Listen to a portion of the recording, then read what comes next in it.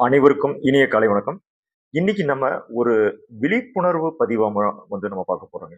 ஆமாங்க. இப்போ நம்ம இந்த ஆதார் கார்டு அப்படிங்கிற விஷயம் நமக்கு வந்துட்டு எந்த அளவுக்கு பயனுள்ளதா இருக்கு.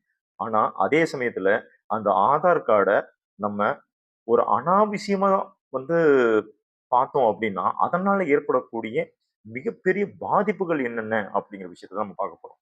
ஓகே. இந்த ஆதார் கார்டு அப்படிங்கிறது என்ன ஆதார் கார்டு தானே. இது நம்மளோட ஃபோட்டோ இருக்கும். நம்மளோட பேர் இருக்கும். அப்பா பேர் இருக்கும். அப்புறம் விலாசம் இருக்கும். நம்ம பிறந்த தேதி அதுல இருக்கும். அப்புறம் நம்ம பார்த்தீங்கன்னா, சிட்டிசன்ஷிப் அப்படிங்கிற மாரி அதுல இருக்கும். இவ்வளவு தானே நம்ம ஆதார் கார்டு அப்படின்னு நீங்க நினைக்கிறீங்க. இல்லைங்க. ஆதார் கார்டு மிக, மிக, மிக முக்கியமான ஆவணங்க. இப்போ நம்மளுடைய 10 விரலோடைய ரேகைகள் அதுல இருக்கு. கண் விழித்திரையோட ரேகை அதுல பதிவு பண்ணியிருக்காங்க அந்த கியூஆர் கோடுல. ஸோ அது மட்டும் இல்லாம நம்மளுடைய ஆதார் கார்ட எங்கெங்கெல்லாம் குடுத்துருக்கோம் பாருங்க. ஒரு சிம் கார்டு வாங்குறதுலருந்து, எல்பிஜி சிலிண்டர்ல இருந்து, ரேஷன் கார்டுல இருந்து, பான் கார்டுல இருந்து, ஹவுசிங் லோன் வாங்குறதுல இருந்து, அதுக்கப்புறம் ஒரு வீடு, சொத்து, உதவித்தொகை வாங்குறதுல இருந்து, எல்லா இடத்துலயுமே இந்த ஆதார் கார்ட நம்ம எல்லா பக்கமும் யூஸ் பண்றோம். எல்லா பக்கமும் இணைச்சிருக்கிறோம். பான் கார்டு கூட இணைச்சிருக்கிறோம். பேங்க் அக்கவுண்ட் கூட இணைச்சிருக்கோம். எல்லாத்தையும் இந்த ஆதார் கார்ட நம்ம இணைச்சிருக்கோம் இல்லைங்களா? ஆனா, இந்த மாரி மிக மிக முக்கியமான ஒரு ஒரு அ ஆவணத்த நம்ம எப்படி பயன்படுத்துறோம்? சும்மா கேட்டவங்களுக்கெல்லாம் குடுத்துடுறோம். யாரு கேட்டாலும் குடுக்குறோம். வரவன் போறவனுக்கெல்லாம் குடுக்குறோம். ஒருத்தர் உங்க ஆதார் கார்டு, பான் கார்டு குடுங்க. நான் உங்களுக்கு ஃப்ரீயா அத வாங்கி தர்றேன். நான் ஃப்ரீயா இத வாங்கி தர்றேன். குடுத்துடுறோம். உங்களுடைய ஆதார் நம்பர் மட்டும் சொன்னா போதும். உங்களுக்கு லக்கி டிரா குடுக்குறோம். இதெல்லாம் உங்களோட டீட்டெயில்ஸ திருடுறாங்க. உங்களோட உங்ககிட்ட இருக்கக்கூடிய அந்த விஷயங்கள அவன் ஹேக் பண்றான். அந்த கியூஆர் கோட மட்டும் ஸ்கேன் பண்ணா உங்க ஜாதகமே வந்துரும். இனி நீங்க ரேஷன் கார்டுல நீங்க பொருள் வாங்குனீங்களா இல்லையாங்கிறது ஆதார் கார்டு மூலியமே பார்த்துக்கலாம். இந்த அளவுக்கு எல்லா இதுலயுமே ஆதார் கார்ட நம்ம இணைச்சு கொண்டு போயிட்டு இருக்காங்க.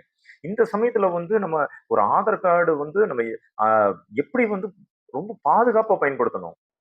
ஒரு எங்கெங்க குடுக்கணும் முதல்ல? ஒரு வங்கியில நம்ம குடுக்கலாம். தப்பில்ல. ஒரு வங்கியால நியமிக்கப்பட்ட இடத்துல குடுக்கலாம். ஒரு இன்சூரன்ஸ் ஆபீஸ்ல குடுக்கலாம். 2வது அரசு அலுவலகத்துல நம்மளுடைய ஆதார் கார்டு குடுக்கலாம்.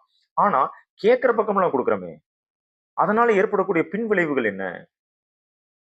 வீட்டு கடன்ல மோசடி நடக்குதுங்க. உங்க ஆதார் கார்ட வச்சு இன்னொருத்தன் வீட்டு கடன் வாங்கிட்டு போயிருவான். கடைசியில அது உங்க சிபில்ல பார்க்கிறப்ப நீங்க லோன் வாங்குனதா இருக்கும். உங்களோட ஆதார் கார்ட வச்சு ஒருத்தன் கேரண்டர் ஷூரிட்டி கையெழுத்து போட்டதா இருக்கும். உங்களோட ஆதார் கார்ட வச்சு ஒருத்தன் சிம் கார்டே வாங்கிருவான். கடைசியில உங்களுக்கு ஃபோன் வரும். இந்த மாரி உங்க பேர்ல தான் சிம் கார்டு வாங்கியிருக்க சொல்லி. ஒரு வாகனம், ஒரு வண்டி வாகனத்த உங்க பேர்ல ஆதார் கார்டு யூஸ் பண்ணி வாங்க முடியும். ஃபோட்டோக்கு மட்டும் மாப்பிங் பண்ணி. என்ன வேணா செய்ய முடியும். இப்போ இந்த மாரியான ஒரு ஒரு மிக முக்கியமான ஒரு ஆவணத்த நம்ம ரொம்ப சர்வசாதாரணமா பயன்படுத்திக்கிட்டு இருக்கோம். இத்தோட அனைத்துமே நிறுத்திருங்க.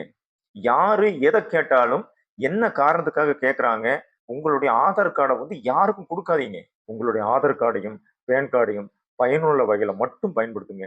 நன்றி, வணக்கம். தமிழ்நாடு ஹவுசிங் லோன்ஸ் நெசவாளர் காலனி, பிஎன் ரோடு, புதிய பஸ் நிலையம் அருகில், திருப்பூர்.